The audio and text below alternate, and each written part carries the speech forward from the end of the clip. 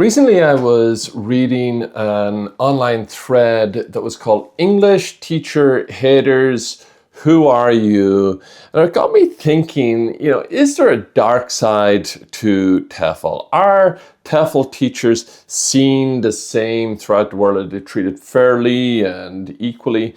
In this video, I want to delve into these questions and hopefully provide some support for you.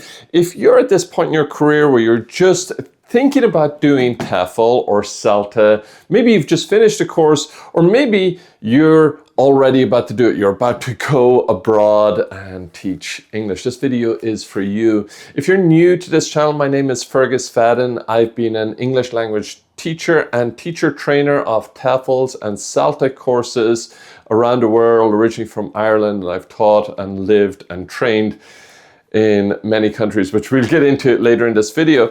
But to the question of this topic I was reading about called English Teacher Haters, who are you? One of the things that occurred to me when I was reading the comments, and there's a lot of very interesting comments, was maybe sometimes that hater is ourselves. And what do I mean by that? Sometimes we can get into a lot of negative talk. I know I went through this myself, especially when I was starting off as a teacher. Some of the negative talk that I would get into myself was, oh, I'm not a real teacher.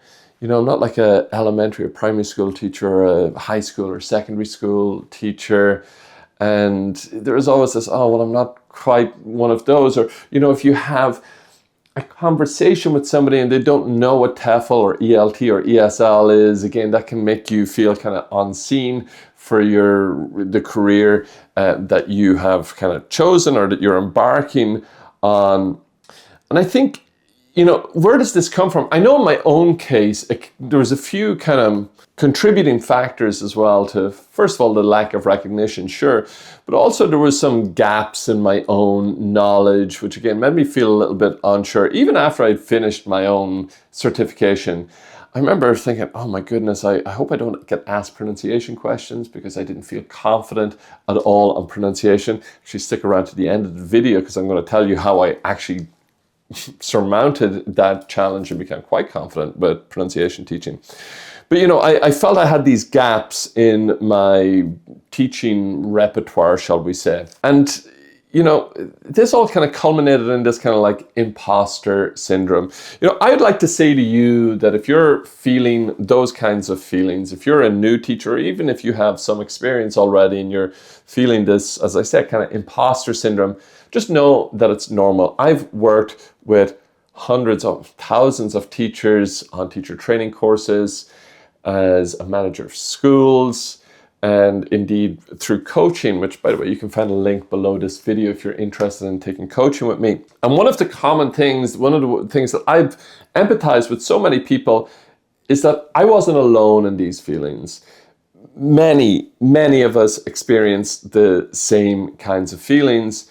And I just want to say to you, just know that it's part of your development. You have to kind of go through this sense of struggle, that you're not quite there yet, that you're not the finished article. But it does improve. It does improve over time. Eventually, as I said, I got good at teaching pronunciation. I got good at, the various things that I felt were kind of holding me back in terms of the gaps in my knowledge. And indeed, I began to get the recognition that comes with expertise and experience, and my career developed and indeed blossomed, I'm thankful to say. But that difficult period of negative talk was certainly part of it for me. So as I continued reading this thread online, a lot of people were commenting from one particular place in the world. They were actually commenting about the situation in Taiwan. Now I'm going to talk about it a little bit. First of all, disclaimer, I've never even been to Taiwan. I know many teachers here in Canada where I live who lived and worked there, and so I've got a lot of kind of first-hand accounts of life as an English language teacher in particularly Taipei in Taiwan. But I'm going to also expand this because many of the things that I came across in these threads and these conversations with teachers about life there are true for many places around the world. Some of the things that people were talking about in the thread when I came to Taiwan was about how foreigners, so I would be a foreigner in that scenario, have created a bad reputation for themselves. And some local people see foreigners as just taking advantage of the ladies, for example, or just not being very respectful of customs and traditions and culture, etc. And then they're just not well seen. However, if I kind of juxtapose this to, the people I know who have lived and worked in that country, they have nothing but wonderful things to say about Taiwan, and they've had excellent experiences there. Are there those people out there who are kind of blemishing the reputation of English language teaching for the rest of us? Yeah, for sure they are. Again, I would just say take that as yet another challenge to show how you're better than that and how you're not that kind of teacher, and to show how you are a benefit for those people to have in their country. Just show your best side and, acknowledge that there is these difficulties out there, but they're not they're not the whole story. In fact, they're probably the vast majority. If I look at my own experience back in my days in Brazil, I struggled there a lot. And not really so much in terms of people being nice to me, accepting me that way, but it was in terms of things, the language barrier just made it difficult to really connect with people. So I kind of made a point of going out and getting out into the world, and even with my terrible Portuguese, just trying it out, just trying to make some connections, trying to maybe change my eating habits from my Irish ways to eating a little bit more like a Brazilian person, to get into what locals were into. Because after all, living in the country, I should probably get on board with what people are doing. And once you start to do that more and more, then you start to become surrounded by people from that place. And then your overall experience will just become positive, because now you'll have friends, you might even have a significant other, you have a job, you have a life in that country and culture. And the haters, the negative, the naysayers just won't feature in your reality. I know that was certainly the way for me. There was definitely people out there who maybe didn't have the best views on gringos like myself, but I have no interaction to report of. It was just nothing but a wonderful experience. And I think a lot of that came down to the fact that I got out there and I met friends, I learned the language, I enjoyed their food, etc.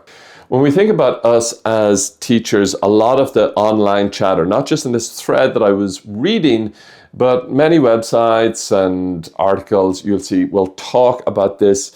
I think it's almost a false dichotomy, but it is real that we are native teachers and non-native teachers. So the natives, who are they? They're people like me. I grew up in a country, Ireland, where English was my first language. So therefore, I'm a native speaking teacher. Whereas like my friends and colleagues from Poland or Italy or Brazil, these colleagues, these teachers grew up in a country where English was not the first language. So they'd be considered the non-native speaking teachers.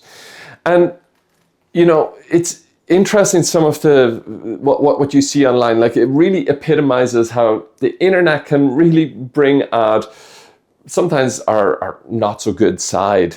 There are native speaking teachers out there amongst us who would say that a non-native has no business competing with them for their jobs, because how could they have the depth of knowledge of the language that they possess? And then there are the non-natives who bemoan the fact that job postings look for native speaking teachers themselves, and they kind of like lean into that kind of oppression, victim kind of narrative. And I don't think that's to their benefit. Definitely the former, the native speaking teachers who want to exclude the non-natives, that's definitely not to their benefit, because you need to understand how it is to learn a language. It's no good that you just speak the language. One of the comments that really spoke to me was a person wrote it something like this: if I write a perfect CELTA standard or high TEFL standard lesson plan, and I provide excellent materials and the instructions are incredibly clear, and I just give that to some native speaker but with no teaching experience, I would bet my bottom dollar that it's not going to be a good lesson. Not going to be a good lesson at all. That person won't necessarily know how to set up the interaction patterns, won't really be comfortable with the material, with the answers, with the questions, etc. Whereas if you give that same lesson plan to a person who has been trained and a person who has experience, it will, of course, provide a much better outcome. Now, am I saying that materials are of no consequence and it's just all about training? No, not at all. A lot of the coaching work and training work that I do, again, link in the description if you're this person, is working on the lesson plan, is working on the materials to help you be scaffolded and supported to deliver those, as we say, above standard lessons for your CELTA or TEFL or whatever it may be. In fact, the two have, it's kind of symbiotic relationship, and that word symbiotic is something I'm going to come back to again in this conversation around the natives and the non-native speaking teachers. So it's not just about putting a warm body in front of a bunch of students and therefore you have an English language teacher. No.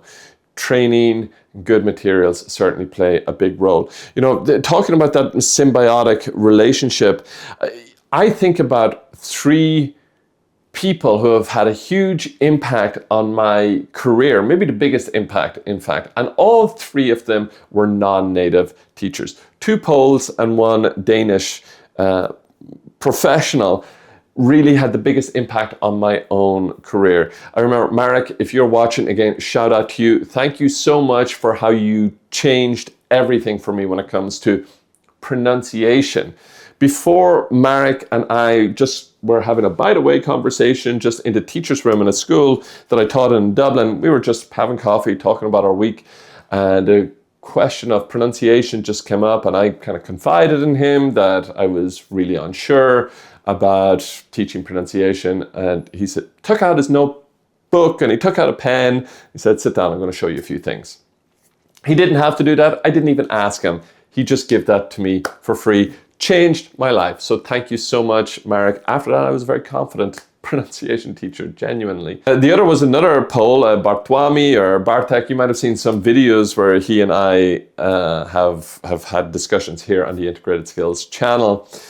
Bartek changed a lot for me, really changed a lot about the engagement, rapport, but also how I teach grammar.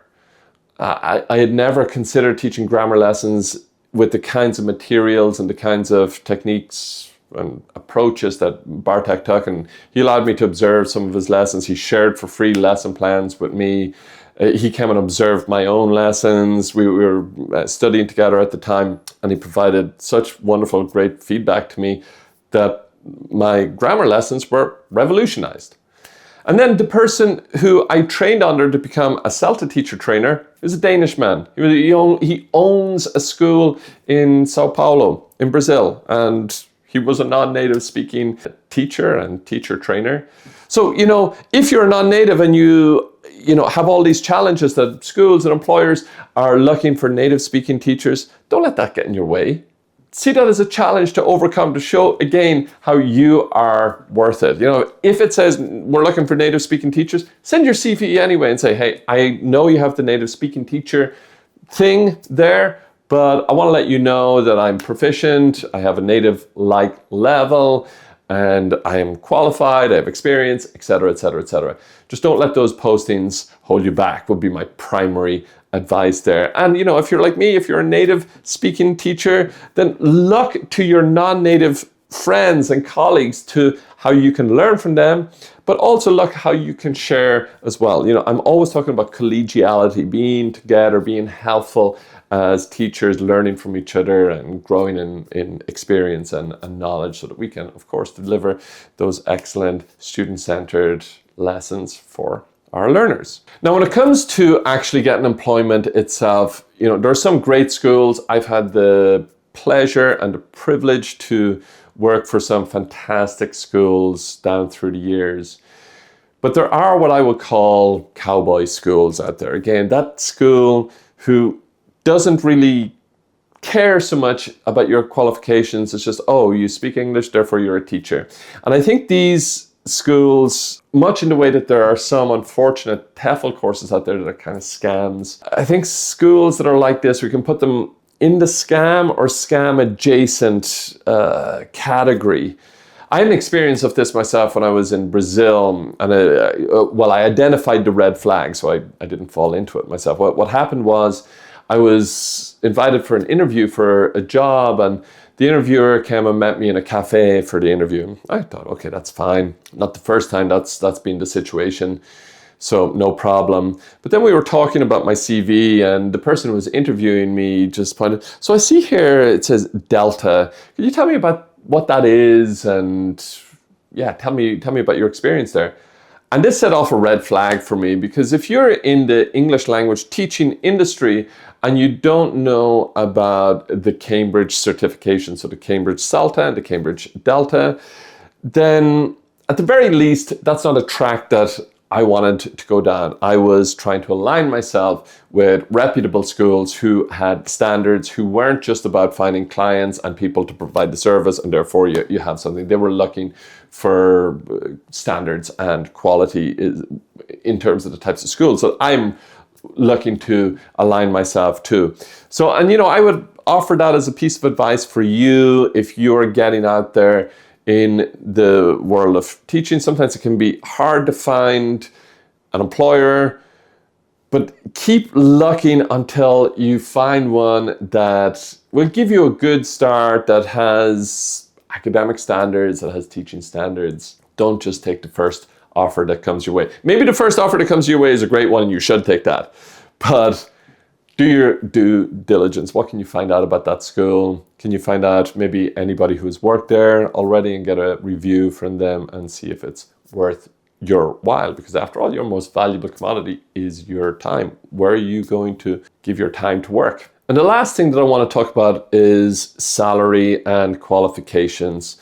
Often on my channel, I get asked about the types of jobs that people could get. Sometimes people ask me questions that go something like this. I've got a 120-hour TEFL certificate and I've got a degree in English. Will I get a job with that? And, obviously straight off, there's so many more factors than just the qualifications on your CV. Really, it's down to you as a person. Your qualifications just really get the attention of the employer, but then the interview is about you. I've been in the business of managing schools, and I've interviewed many teachers for jobs and to get on to training courses like CELTA. And I've interviewed many people with incredible CVs, but they just weren't the right fit. They didn't sell themselves well in the interview.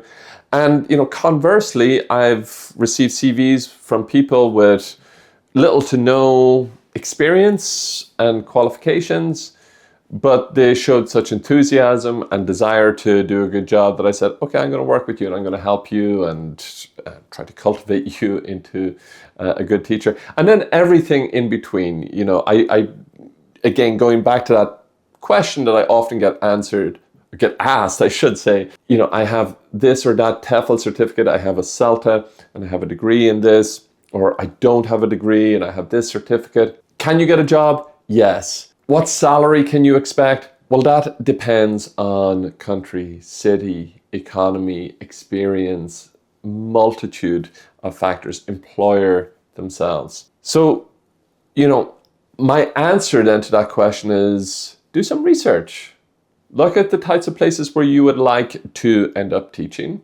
Look at what you can find out about the economy, typical salaries, maybe Google salaries of a teacher in X city or X country, and do your research that way. Now, I do help a lot of people who are in this position, who are just taking their TEFL and who are, want to get out into the job market, want to make themselves as employable as possible. That's certainly something, again, if you check that link in the description below, I'll take you over to my website.